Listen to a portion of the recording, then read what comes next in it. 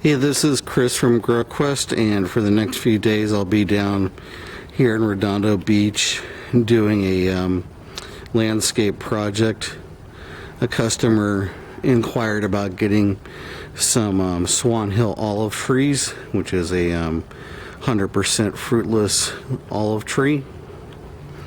Very famous tree for its fruitlessness and very good size.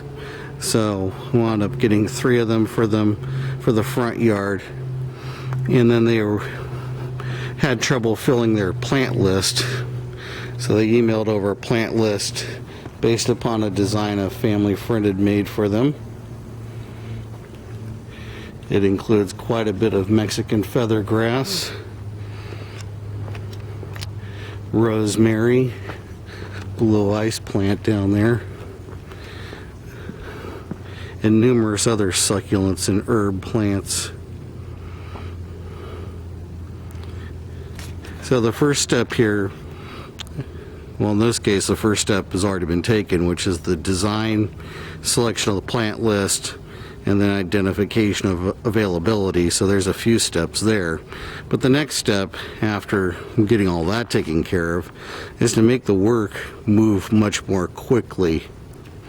So instead of just starting out with dry soil, I've installed this temporary leaky hose system that'll stay on for about 12 to 18 hours and get the soil thoroughly saturated, so the next day you can come in here and just slice through it like cake.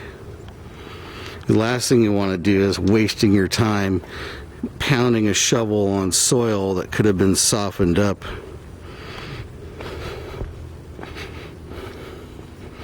So they have the front yard upper planter. They have this courtyard lower planter. Most of this stuff is not going in here, it's just being stored there. Get this little guy right here. And I did not have any impact on the design. I'm just filling a plant list for someone, and then they decided that they wish to have me plant it. I can assure you it would be a lot different if I was the one actually filling it. So this is kind of a before the work is done, and then we'll do a follow-up. This right here is supposed to become a decomposed granite alleyway runway with some white jasmine vines in here, Solanum jasminoides. The neighbor's got some Tracheospermum hanging over the wall, which will add a little bit of fragrance and color. They have this tropical area here, which is to be integrated and cleaned up into the new design. So you got some Tasmanian tree fern, Phoenix robolinis,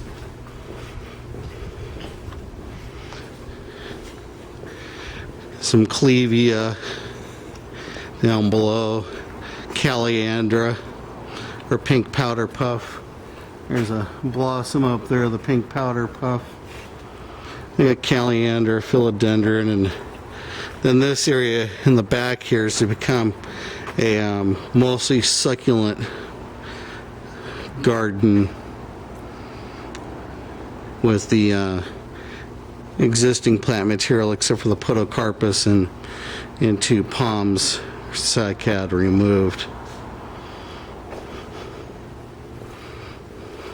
Have this planter here, which is getting some colancho and some other minor plants.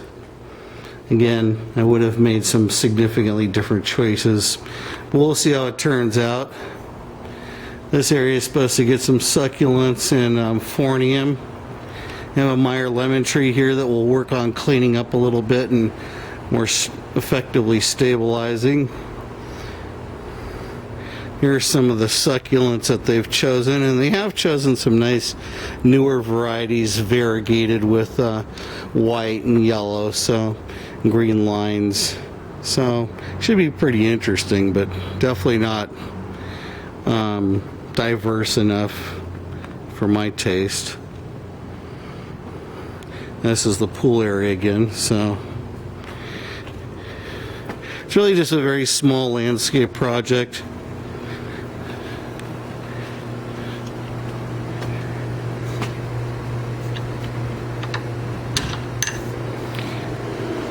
And then completing it, there's this backyard planter area here. Again, it's getting more Solanum jasminoides. This is getting some Pittosporum silver sheen to give some privacy here to the kitchen.